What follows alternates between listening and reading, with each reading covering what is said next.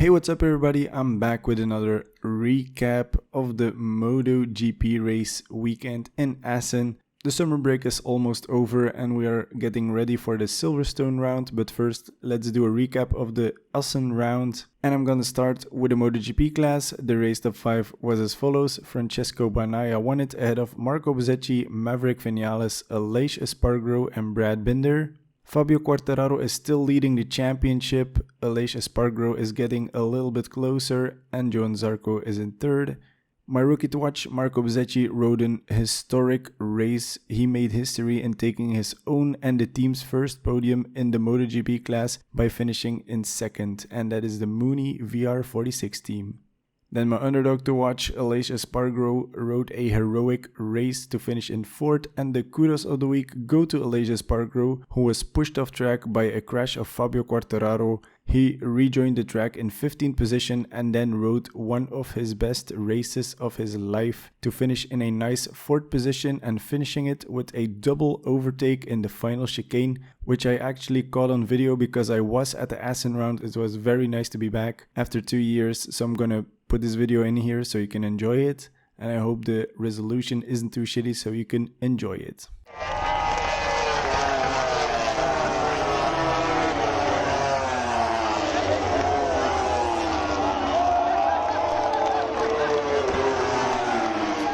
Then the sad part of the week was the crash of Fabio Quartararo. It was a rare mistake from Fabio, who came in the pits but had to rejoin the race with the possibility of a flag to flag situation because there was rain in the air. It didn't rain, but it was kind of in the air, so he could snatch some points in the end. This was the wrong decision as he high-sided a couple of laps later and then retired from the race, and he has been given a long lap penalty for the Silverstone race, which personally I find bullshit because it was a race incident and there were a lot of events that happened which were more bad and didn't get punished, so race direction at its best.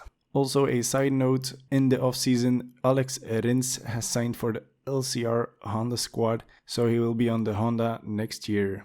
Also, the Gresini Ducati lineup has been confirmed. It will be Fabio Di Giannantonio and Alex Marquez who will ride for Gresini next year. And then Wildwin prediction, Fabio, I was wrong with that one, and for Silverstone I think Aleix Espargaro could win it. Then moving over to the Moto2, the race top 5 was as follows. Augusto Fernandez won the race ahead of Ayugura, Jake Dixon, Celestino Vietti and Bo Benschneider. Celestino Vietti is still leading the championship ahead of Augusto Fernandez, who is taking back some points. And my rookie to watch, Pedro Acosta, didn't start the weekend due to a broken bone he's recovering from, which he sustained from training, so unfortunate for Pedro. Then my underdog to watch, Joe Roberts, rode a okay race. He finished in 8th, and the kudos of the week go to Bo Benschneider for finishing in an amazing 5th position in his home Grand Prix. He was in contention for the podium places. Then the sad part of the week was the crash of Marcel Schrotter, who crashed while leading the race, and a special mention for Bo Benschneider, who rode an amazing race to 5th position. Also for Zonta van der Hoorberg, another home rider who finished in 18th position, and for Barry Baltus, who took home a point in 15th position. Then my wild-win prediction, I thought Celestino Vietti could win it, but I was wrong with that one as he finished 4th, and for Silverstone I think Jake Dixon could win at home. Then moving over to the Moto3 class, the race top 5 was as follows. Ayumu Sasaki won the race ahead of Izan Guevara, Sergio Garcia, Tatsuki Suzuki and Xavier Artigas.